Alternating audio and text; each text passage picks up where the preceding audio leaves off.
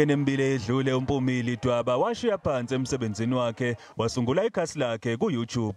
Kumanje ubalwa nabesifazane abanohlonze kulomkhakha wokudidiyelwa nokusabalalisa ulwazi. The great thing about this is that it's an industry that is really led by women.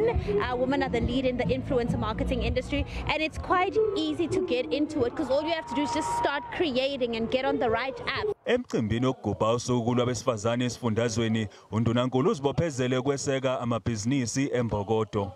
This will be augmented by existing initiatives aimed at expanding the participation of women in the mainstream economy.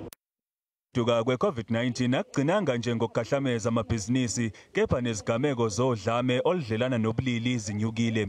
Ubethula owahlukunyezwa umyeni wakhe iminyaka wagcina embulele ezivikela khathe emhlasela.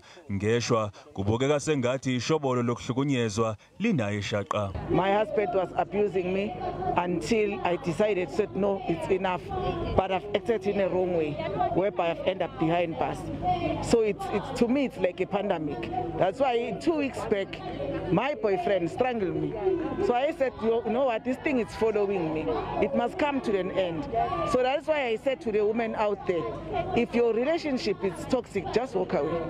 Iziphathimandla zikhathazekile ngalokhu. Noted with concerns the rising figures of gender-based violence cases in the past year, with eMalahleni in particular around Forsman, Mbalenhle, Pinar and Kabokweni recording the highest reported cases.